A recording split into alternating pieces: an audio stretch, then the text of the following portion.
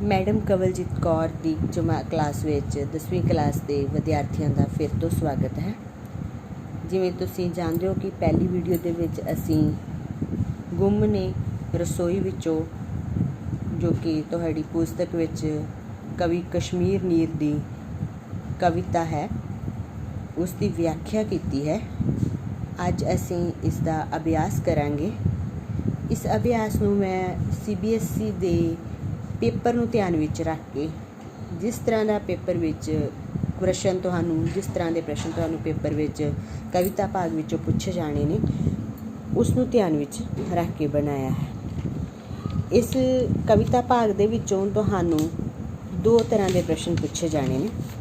एक केवल एक शब्द वाले उत्तर जिन्हां दा कोई दो प्रश्न तुहानूं पूछे जाणगे कविता भाग विचों जिन्हां दे एक नंबर के दो क्वेश्चन होणगे अते इस प्रकार ये दो अंक तुहाडे एक नंबर वाले क्वेश्चनां दे ने ते क्वेश्चनस दे ने। दूसरा सार तुहानूं ऑप्शनल आवेगा, इसकी ऑप्शन होवेगी, इस दे नाल दोनों विचों एक प्रश्न करना होवेगा। ये 3 अंकों का होगा। इस प्रकार तुहानूं कविता भाग विचों 5 अंकों के प्रश्न पूछे जाएंगे। सब तो पहला असी एक कविता नाल संबंधित 1 अंक वाले प्रश्नों की असी असाइनमेंट तैयार करते हाँ जो कविता की व्याख्या ते कविता के आधार पर है। तो इसनूं तुसीं एक शब्द तो लैके एक वाक विच उत्तर दे सकते हो। पहला प्रश्न, गुम ने रसोई विचों कविता दे कवि का नाम दसो। जानते हो तुसीं कश्मीर नीर। दूसरा प्रश्न, रसोई विच किहड़ियां चीज़ां गुम हो गई हैं। रसोई विचों चाटियां ते मधाणियां गुम हो गई हैं। तीसरा प्रश्न, अजकल दियां सवाणियां की खाण दियां शौकीन हो गई हैं। तुसी इहदा उत्तर लिखोगे अजकल दियां सवाणियां पीजे बर्गर आदि खाण दियां शौकीन हो गई हैं। पंजाबियों का खान पान ते पहरावा किस दे प्रभाव अधीन बदल गया है। इसका उत्तर तुसी लिखोगे पश्चिमी प्रभाव अधीन। सख्त गर्मी विच काम करन वाले किस दे मुहताज हो गए हैं। AC अते कूलरां दे। अजकल किहड़ी आरामदायक चीज़ उपर भी नींद नसीब नहीं हुंदी। इसका उत्तर तुसी लिखोगे 9-9 इंच दे गद्दियां उपर भी। खुरली तो की गायब हो गया है। खुरली तो वहकड़े माफ़ करना वैड़की ते बल्द गवाच गए हैं, गुम हो गए हैं। पंजाबी सभ्याचार दियां होर किहड़ियां चीज़ां निमाणियां हो के अलोप हो गई हैं। तुसी इसका उत्तर लिखोगे ਜਿਹੜੀਆਂ ਜਿਵੇਂ ਦੌਰੀ, ਡੰਡੇ, ਚੱਕੀਆਂ, ਉਖਲੀਆਂ ਤੇ ਚਰਖੇ। ਦੌਰੀ ਡੰਡੇ ਦੀ ਵਰਤੋਂ ਕਿਸ ਲਈ ਹੁੰਦੀ ਸੀ। ਇਸ ਦਾ ਤੁਸੀਂ ਉੱਤਰ ਲਿਖ ਸਕਦੇ ਹੋ ਮਸਾਲੇ ਕੁੱਟਣ ਲਈ ਜਾਂ ਚਟਨੀ ਬਣਾਉਣ ਲਈ। ਸਾਨੂੰ ਸਾਡੀਆਂ ਕਹਾਣੀਆਂ ਕਿਹੜੀ ਭਾਸ਼ਾ ਵਿੱਚ ਸਮਝ ਆਉਂਦੀਆਂ ਹਨ। ਇਸ ਦਾ ਉੱਤਰ ਲਿਖੋਗੇ ਤੁਸੀਂ ਸਾਨੂੰ ਸਾਡੀਆਂ ਹੀ ਕਹਾਣੀਆਂ ਅੰਗਰੇਜ਼ੀ ਭਾਸ਼ਾ ਵਿੱਚ ਸਮਝ ਆਉਂਦੀਆਂ ਹਨ। ਅਲਾਣੀ ਮੰਜੀ ਤੋਂ ਕੀ ਭਾਵ ਹੈ। ਅਲਾਣੀ ਮੰਜੀ ਤੋਂ ਭਾਵ ਬਿਨਾਂ ਵਿਛਾਉਣੇ ਤੋਂ ਮੰਜੀ ਤੋਂ ਹੈ। ਪੰਜਾਬ ਜਾਨੀ 5 ਪਾਣੀਆਂ ਨੇ ਆਪਣੀ ਪਛਾਣ ਕਿਵੇਂ ਗਵਾ ਲਈ ਹੈ। ਤੁਸੀਂ ਇਸ ਦਾ ਲਿਖੋਗੇ 5 ਪਾਣੀਆਂ ਨੇ पंजाब ने अपनी पछाण पश्चिमी सभ्याचार दे जां अंग्रेज़ां दे पिछे लग के गवा लई है। इसका उत्तर कवि ने अपनियां आखिरी पंक्तियां विच दिता है। नीर पिछ लग होए सब होए अंग्रेज़ दे अपनी गवाई है पछाण 5 पाणियां। भाव अंग्रेज़ां दे पिछे लग के पश्चिमी सभ्याचार दे पिछे लग के अपनी पछाण गवाई है। पंजाबी अपनियां किहड़ियां कदरां कीमतां गवा चुके हैं।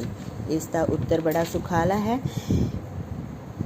कवि अपने दिलों के विचों मोह प्यार अपनत ते सांझ जहे अमोलक गुण गवा चुके हैं। किल्ली तो की गवाच गया है। किल्ली तो घुंघरू ते ਪ੍ਰਾਣੀਆਂ ਗਵਾਚ ਗਏ ਹਨ।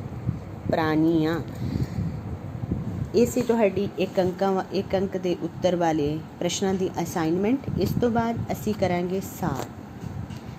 ਸ਼ੁਰੂਆਤ ਕਰਨ ਤੋਂ ਪਹਿਲਾਂ ਇਹ ਲਿਖਣਾ ਜ਼ਰੂਰੀ ਹੁੰਦਾ ਹੈ ਕਿ ਇਹ ਕਿਸ ਕਵਿਤਾ ਦਾ ਤੁਸੀਂ ਸਾਰ ਲਿਖ ਰਹੇ ਹੋ, ਕਵੀ ਕੌਣ ਹੈ, ਕਿਸ ਪੁਸਤਕ ਵਿੱਚ ਇਹ ਕਵਿਤਾ ਦਰਜ ਹੈ। ਜਿਵੇਂ ਇਸ ਦਾ ਸਾਰ ਕਰਨ ਲੱਗਿਆਂ ਤੁਸੀਂ ਲਿਖੋਗੇ, ਇਹ ਗੁੰਮ ਨੇ ਰਸੋਈ ਵਿੱਚੋਂ ਕਵਿਤਾ ਸਾਡੀ 10ਵੀਂ ਦੀ ਪੰਜਾਬੀ ਦੀ ਪਾਠ ਪੁਸਤਕ ਸਾਹਿਤਕ ਕਿਰਨਾਂ ਭਾਗ 2 ਵਿੱਚ ਦਰਜ ਹੈ। ਇਸ ਦੇ ਕਵੀ ਕਸ਼ਮੀਰ ਨੀਰ ਹਨ। ਉਹਨਾਂ ਨੇ ਇਸ ਕਵਿਤਾ 'ਚ ਕਿਸ ਬਾਰੇ ਗੱਲ ਕੀਤੀ ਇਹ ਲਿਖੋਗੇ। ਹੁਣ ਉਹਨਾਂ ਨੇ ਇਸ ਕਵਿਤਾ ਵਿੱਚ ਗਵਾਚ ਚੁੱਕੇ ਪੰਜਾਬੀ ਸੱਭਿਆਚਾਰ ਦੀਆਂ ਅਮੋਲਕ ਚੀਜ਼ਾਂ ਬਾਰੇ ਗੱਲ ਕੀਤੀ ਹੈ। ਅੱਗੇ ਵਿਆਖਿਆ, ਜੋ ਵੀ ਅਸੀਂ ਇਸ ਕਵਿਤਾ ਵਿੱਚ ਸੁਣਿਆ ਹੈ, ਪੜ੍ਹਿਆ ਹੈ, ਉਸ ਨੂੰ ਤੁਸੀਂ ਆਪਣੇ ਸ਼ਬਦਾਂ ਦੇ ਵਿੱਚ ਕੋਈ 70-80 ਸ਼ਬਦਾਂ ਵਿੱਚ ਲਿਖ ਦੇਣਾ ਹੈ ਕਿ ਸਾਡੀ ਪੰਜਾਬੀ ਸਾਡੀ ਰਸੋਈ ਦੇ ਵਿੱਚੋਂ ਕਿਹੜੀਆਂ ਚੀਜ਼ਾਂ ਗਵਾਚੀਆਂ ਨੇ, ਸਾਡਾ ਖਾਣ ਪੀਣ ਦੀ ਜਗ੍ਹਾ ਕਿਸ ਨੇ ਲਈ ਹੈ, ਸਾਡੇ ਪਹਿਨਣ ਦੇ ਉੱਤੇ ਕਿਸ ਦਾ ਪ੍ਰਭਾਵ ਪਿਆ ਹੈ, ਸਾਡੀਆਂ ਖੁਰਲੀਆਂ ਤੋਂ ਕੀ ਗਵਾਚਾ ਹੈ, ਸਾਡੇ ਅਮੀਰ ਵਿਰਸੇ ਦੀਆਂ ਕਿਹੜੀਆਂ ਚੀਜ਼ਾਂ ਅਲੋਪ ਹੋ ਗਈਆਂ ਨੇ, ਉਹਨਾਂ ਦਾ ਤੁਸੀਂ ਵਰਣਨ ਕਰਨਾ ਹੈ। ਫਿਰ ਤੁਸੀਂ ਅੱਗੇ ਲਿਖੋਗੇ ਕਿ ਪੰਜਾਬੀਆਂ ਦੇ ਜੀਵਨ ਦੇ ਵਿੱਚ ਕਦਰਾਂ ਕੀਮਤਾਂ ਕਿਹੜੀਆਂ ਗਵਾਚ ਚੁੱਕੀਆਂ ਨੇ। ਅਖੀਰ ਦੇ ਉੱਪਰ ਤੁਸੀਂ ਲਾਸਟ 'ਤੇ ਸਿੱਖਿਆ ਦੇਣੀ ਹੁੰਦੀ ਹੈ, ਸੰਦੇਸ਼ ਦੇਣਾ ਹੁੰਦਾ ਹੈ। ਇਸ ਕਵਿਤਾ ਦੁਆਰਾ ਕਵੀ ਨੇ ਇਹ ਸੰਦੇਸ਼ ਦੇਣ ਦੀ ਕੋਸ਼ਿਸ਼ ਕੀਤੀ ਹੈ ਕਿ ਬੇਸ਼ੱਕ ਅਸੀਂ ਬਦਲਦੇ ਸਮੇਂ ਨਾਲ ਬਦਲੀਏ, ਪਰ ਇਹ ਜ਼ਰੂਰੀ ਹੈ ਕਿ ਅਸੀਂ ਆਪਣੇ ਪੁਰਾਣੇ ਅਮੀਰ ਵਿਰਸੇ ਨੂੰ ਵੀ ਸੰਭਾਲ ਕੇ ਰੱਖੀਏ, ਤਾਂ ਕਿ ਅਸੀਂ ਆਪਣੇ ਆਉਣ ਵਾਲੀਆਂ ਪੀੜ੍ਹੀਆਂ ਨੂੰ ਘੱਟੋ ਘੱਟ ਇਹ ਦਿਖਾ ਤੇ ਸਕੀਏ, ਦੱਸ ਤੇ ਸਕੀਏ। ਕਿਤੇ ਨਾ ਕਿਤੇ ਇਸ ਤਰ੍ਹਾਂ ਦੇ ਅਜਾਇਬ ਘਰ ਬਣਨੇ ਚਾਹੀਦੇ ਨੇ ਜਿਨ੍ਹਾਂ ਦੇ ਵਿੱਚ ਇਹ ਸਭ ਚੀਜ਼ਾਂ ਪਈਆਂ ਹੋਣ। ਬੇਸ਼ੱਕ ਸਾਡੇ ਘਰਾਂ ਤੋਂ ਤਾਂ ਅਲੋਪ ਹੋ ਗਈਆਂ, ਘੱਟੋ ਘੱਟ ਅਸੀਂ ਆਪਣੀਆਂ ਪੀੜ੍ਹੀਆਂ ਨੂੰ ਦਿਖਾ ਤਾਂ ਸਕੀਏ ਕਿ ਸਾਡੇ ਬਜ਼ੁਰਗ ਜਿਹੜੇ ਸੀ, ਸਾਡੇ ਪੁਰਾਣੇ ਪੰਜਾਬੀ ਜਿਹੜੇ ਸੀ, ਉਹ ਇਹਨਾਂ ਚੀਜ਼ਾਂ ਦੀ ਵਰਤੋਂ ਆਪਣੇ ਜੀਵਨ ਵਿੱਚ ਕਰਿਆ ਕਰਦੇ ਸੀ। ਸੋ ਬਦਲਦੇ ਸਮੇਂ ਨਾਲ ਬਦਲਣਾ ਜ਼ਰੂਰੀ ਹੈ, ਪਰ ਉਸ ਦੇ ਨਾਲ ਆਪਣੀਆਂ ਪੁਰਾਣੀਆਂ ਅਮੋਲਕ ਜੜ੍ਹਾਂ ਨੂੰ ਭੁੱਲਣਾ ਕਦਾਚਿਤ ਚੰਗਾ ਨਹੀਂ ਹੈ। ਉਮੀਦ ਕਰਦੀ ਹਾਂ ਕਿ ਤੁਹਾਨੂੰ ਵੀਡੀਓ ਸਮਝ ਆਈ ਹੋਵੇਗੀ। ਇਸ ਦੇ ਨਾਲ ਤੁਹਾਨੂੰ ਕਾਫੀ ਮਦਦ ਮਿਲੇਗੀ ਔਰ ਤੁਸੀਂ ਆਪਣੇ ਇਮਤਿਹਾਨ ਦੀ ਤਿਆਰੀ ਵੀ ਨਾਲ ਦੀ ਨਾਲ ਚੰਗੀ ਤਰ੍ਹਾਂ ਕਰ ਪਾਓਗੇ। ਜੇਕਰ ਤੁਹਾਨੂੰ ਵੀਡੀਓ ਪਸੰਦ ਆਈ ਹੈ ਤਾਂ ਤੁਸੀਂ ਕਮੈਂਟ ਬਾਕਸ ਵਿੱਚ ਜਾ ਕੇ ਕਮੈਂਟ ਲਿਖਣਾ ਨਾ ਭੁੱਲਣਾ। ਮਿਹਰਬਾਨੀ। ਸਤਿ ਸ਼੍ਰੀ ਅਕਾਲ।